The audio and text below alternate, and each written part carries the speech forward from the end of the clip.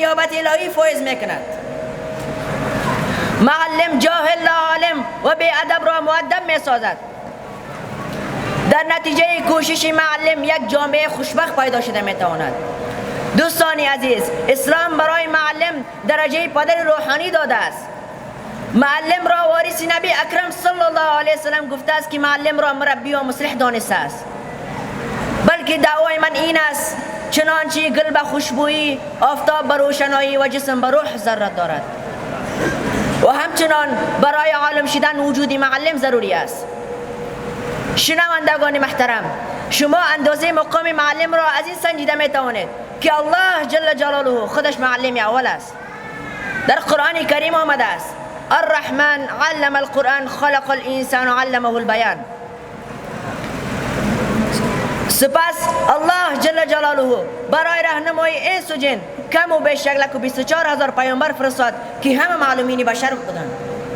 سپس در اخیر محبوب ما صلی الله علیه وسلم را فرستاد که خودش خود را چنین معرفی کرده است انما بعثت معلما و فرمود خیرکم من تعلم القرآن و علمه. بهترین شما کسی است که قرآن کریم را بیاموزد و به دیگران بیاموزاند.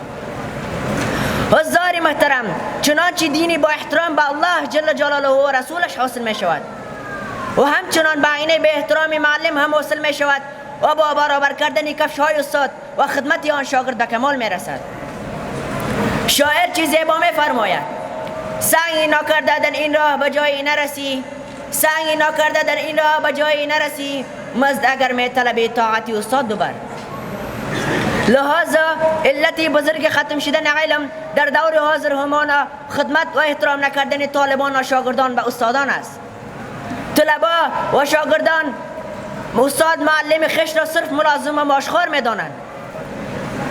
ای برادران هم مکتب من، امام اعظم رحمت الله علیه آنقدر با استادان خود احترام میکرد که در وقت خوابیدن در خانه خود پای خود را به طرف خانه استاد دراز نمیکرد و میگفت هر وقتی که نماز خواندم در پهلوی والدین به استادان خود دعا کردم.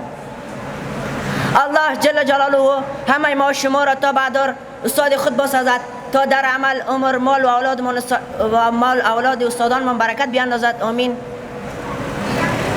ای کودک دانش طلب عاقبت اندیش، ای کودک دانش طلب عاقبت اندیش، این پند بیاموز که گویند حکیمان، این پند بیاموز که گویند حکیمان، مقدار معلم ز پدر بیش بود بیش، مقدار معلم ز پدر بیش بود بیش، که این پرورشی تن دهد و آن پرورشی جان، که این پرورشی تن دهد و آن پرورشی جان. یک سپاسگزاری و تشکری از استاد بزرگوارم جناب حضرت مولانا قاری فیض الرحمن مدنی داشته باشم که در راستای تعلیم و تربیت تمام همسنفان من خصوصا برایم هیچ نوع کوتاهی نکردند و یک سپاسگزاری خصوصا برای پدر بزرگوارم و مادر عزیزم باید داشته باشم که از طفولیت تا به امروز چی رنج و چی زحماتی برای این کودک ناکاره و نالایق خود کشیدن. الحمدلله به این عزت ما را رسانیدن. الهی که قدم های مبارکشان را میبوسم.